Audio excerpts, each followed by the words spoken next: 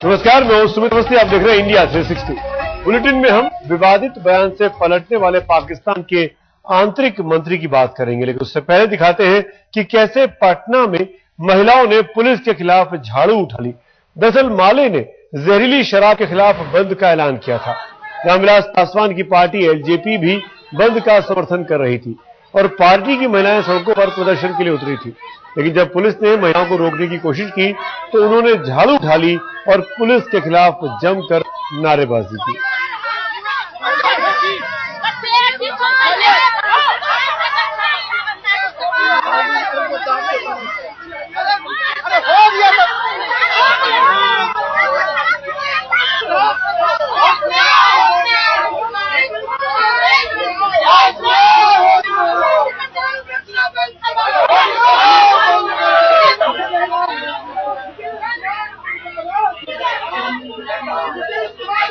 बिहार में पिछले दिनों जहरीली शराब पीने से 2 जगहों पर घटनाएं हुई थी, आरा में और गया में, और वहां पर भी जहरीली शराब पीने से कई लोगों की मौत हुई थी। जिसके बाद आज पटना में महिलाएं सड़कों पे थी, प्रदर्शन कर रही थी, गुस्से में थी, और पुलिस ने जब मना करने की कोशिश की तो उन्होंने झाड़ू हाथ में उठा ली।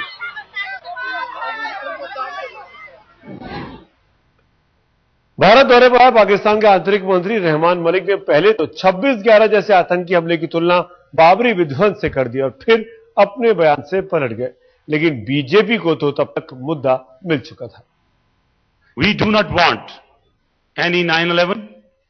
We do not want any Bombay blast. We do not want any Samjhota Express. We do not want any Babri mosque issue. देखा आपने कैसे चंद घंटों में अपने बयान से पलट गए रहमान मलिक। भारत दौरे पर आए पाकिस्तान के आंतरिक मंत्री ने पहले तो 26/11 जैसे आतंकी हमले की तुलना बाबरी मस्जिद विध्वंस से कर दी और जब बवाल खड़ा हुआ तो पलट गए, कहने लगे ये भारत का आंतरिक मामला है। I mean, and I never compared 22/11 with that incident of Babri Mosque. Babri Mosque incident is also again a matter of interfaith. I'm not interfering. अब आपको सुनाते हैं शुक्रवार को रहमान मलिक ने गृह मंत्री सुशील कुमार शिंदे के बगल में बैठकर कैसे 26/11 की तुलना बाबरी विध्वंस से की थी। We do not want any 9/11. We do not want any Bombay blast. We do not want any Samjhota Express.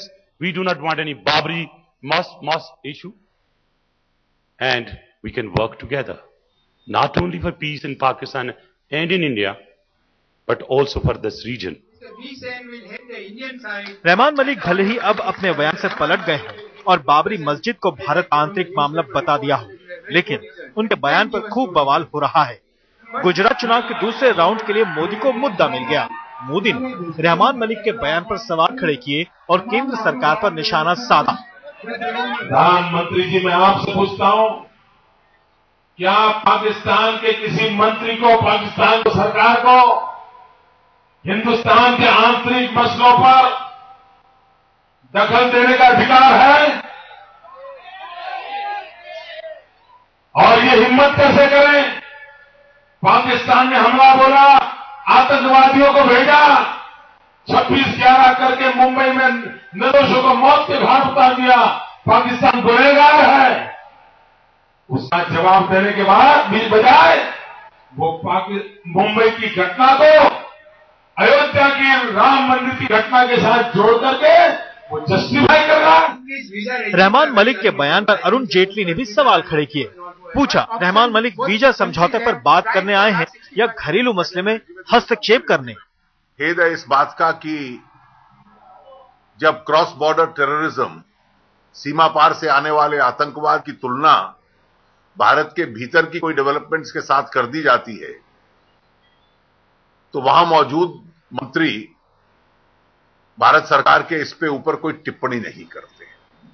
बवाल बढ़ा तो कांग्रेस ने बयान को दुर्भाग्यपूर्ण बताया। अगर ये सही है, तो निश्चित रूप से अत्यंत दुर्भाग्यपूर्ण बात है। ये दोनों मुद्दे बिल्कुल तुलनात्मक नहीं है। ये दोनों मुद्दों की तुलना कभी करनी नहीं चाहिए। अब भले ही रहमान मलिक अपने बयान से पलट गए हों, भले ही कांग्रेस ने बयान की निंदा कर दी हो, लेकिन गुजरात चुनाव के मद्देनजर बीजेपी को बैठे बिठाए मुद्दा तो मिल ही गया। किसी की जबान फिसलती है, किसी की तेज चलती है, लेकिन पाकिस्तान के गृह मंत्री रहमान मलिक की जबान पलटती भी है। एक बार फिर हिंदुस्तान की सरजमी पर रहमान मलिक अपने बयान से पलट गए। जानने वाले तो ये कहते हैं कि यह कोई पहला मौका नहीं है जब मलिक अपने कहे से मुकर गए हों या पलट गए हों। कैमरामैन राजीव श्रीवास्तव और बालकृष्ण के साथ संजय शर्मा, दिल्ली, आज तक। और आइए अब देखते हैं गुजरात विधानसभा चुनाव पर हमारी विशेष कवरेज।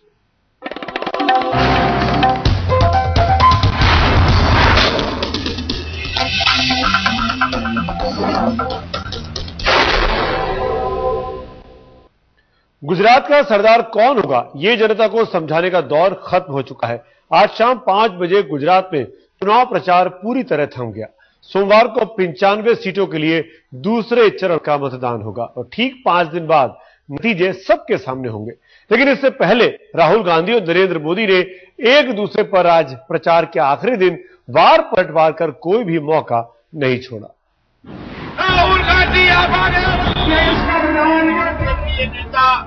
गुजरात चुनाव प्रचार का आखिरी दिन गवाह बना दो सियासी दिग्गजों के घमासान का।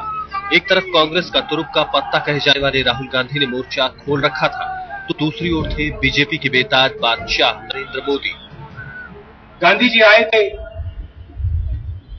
साउथ अफ्रीका से आए थे और हमारे घर में इलाहाबाद में रह रहे थे।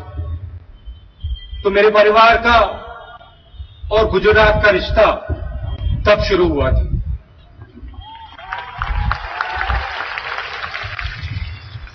और रिश्ता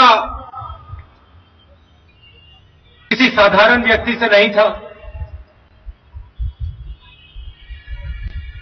बहुत बड़े व्यक्ति के साथ था। રાહુલ બાબાએ એક પ્રસંગ કર્યો અહીં આવીને। પહેલા રાહુલ બાબાએ શું કહ્યું એ કહી દઉં। એમણે એમ કહ્યું કે પૂજ્ય બાપુ મારા ગુરુજી છે। વાહ, क्या सीन है। હવે આ ઘરે ઉતરેલી વાત છે ભાઈ, ના ઉતરેલી વાત છે। ભારત માતા की। मोदी ने राहुल की बातों को कभी हंसी में उड़ाया तो कभी तिवर मजाक से ज्यादा तीखे हो गए। और गांधी जी ने कहा, देखो आपके सामने कठिन से कठिन सवाल हो, मुश्किल से मुश्किल सवाल हो, अगर आप उसका जवाब चाहते हो सिर्फ एक बात को समझो, आपके एक्शन से आम आदमी की, गरीब की, पिछड़े लोगों की आवाज सुनाई दे जा रही है या नहीं। ગાંધીજીની એમના જીવનનું એક અંતિમ ઈચ્છા હતી।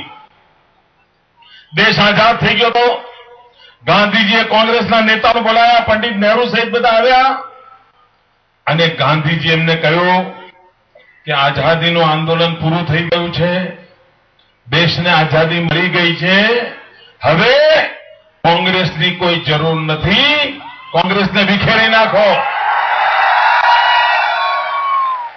આ પૂજ્ય બાપુનું અંતિમ સપનું બાકી રહી ગયું છે અને મને પૂરો ભરોસો છે આપના પવિત્ર કરકમળોથી એ કામ પૂરું થશે। जाहिर है जुबानी जंग में कांग्रेस को मिर्ची तो लगनी ही थी। ये कौन सी भाषा है? ऐसी भाषा फिल्मों में, गांव, कस्बों और शहरों की गलियों में असामाजिक तत्व बोला करते हैं। भारत माता की। ये लड़ाई थी बोलने और सुनने का वक्त खत्म होने से पहले की, क्योंकि नेता भी जानते हैं अब बारी है जनता के सोचने की और सोच समझकर ईवीएम का बटन दबाने की, क्योंकि जनता की सोच में ही छिपी है सत्ता की चाबी। प्राची से गोपी घांगर के साथ आज तक ब्यूरो। आज एक कार्यक्रम में प्रधानमंत्री ने विपक्ष पर जमकर निशाना साधा तो लोकसभा में विपक्ष की नेता सुषमा स्वराज ने प्रधानमंत्री पर जोरदार जुबानी हमला किया। सुषमा स्वराज ने यहां तक कह दिया कि मनमोहन सिंह ना तो पार्टी के नेता हैं और ना ही सरकार के। कार्यक्रम फिक्की का था। उद्घाटन करने पहुंचे थे प्रधानमंत्री। उन्होंने अर्थव्यवस्था पर चर्चा छेड़ी और इशारों में एफडीआई को लेकर विपक्ष पर निशाना साध लिया। I am afraid Those who oppose these moves are either ignorant of global realities or are constrained by outdated ideology. प्रधानमंत्री का बयान विपक्ष को नागवार गुजरा। इसी कार्यक्रम में जब लोकसभा में विपक्ष की नेता सुषमा स्वराज को मौका मिला तो उन्होंने पीएम पर निशाना साध लिया। आज जो सबसे बड़ी कमी है सरकार में वो ये कि डॉक्टर मनमोहन सिंह देश के प्रधानमंत्री तो हैं, लेकिन लीडर ना वो अपनी पार्टी के हैं और ना देश के हैं, तो पार्टी के भी लीडर नहीं है। फिर सुषमा का बयान कांग्रेस को नागवार गुजरा तो पार्टी ने तुरंत तीखी प्रतिक्रिया दी। आप किसी भी पार्टी के हैं, आप प्रधानमंत्री या राष्ट्रपति देश के होते हैं, और इस प्रकार से प्रधानमंत्री जो हमारे देश का प्रधानमंत्री है, एक संवैधानिक पद ही नहीं, जिसका एक इमोशनल उसका एक पहलू होता है, उसको नकारना सिर्फ राजनीति के लिए ये अत्यंत दुर्भाग्य की बात है। संसद में तो एफडीआई पर सरकार जीत गई, लेकिन देखने वाली बात होगी कि विपक्ष के साथ जंग कहां जाकर थमती है। ऋचा रावत, दिल्ली, आज तक।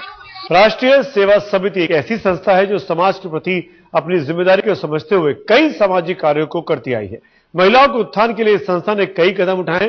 एसआर जिंदल प्राइज 2012 की कृषि, ग्रामीण विकास एवं गरीबी उन्मूलन कैटेगरी में राष्ट्रीय सेवा समिति को सम्मानित किया गया है। इस साल एसआर जिंदल प्राइज 2012 की कृषि, ग्रामीण विकास एवं गरीबी उन्मूलन कैटेगरी में राष्ट्रीय सेवा समिति को 50 लाख रुपए की धनराशि से सम्मानित किया गया है।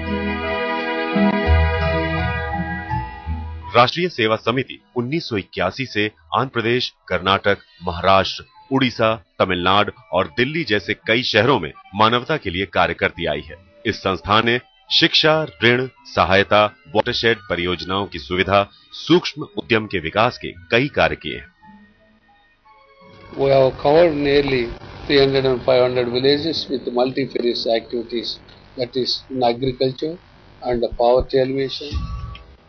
राष्ट्रीय सेवा समिति 2560 गांवों की 3,10,000 से ज्यादा की आबादी के विकास कार्य को बढ़ावा दे रही है।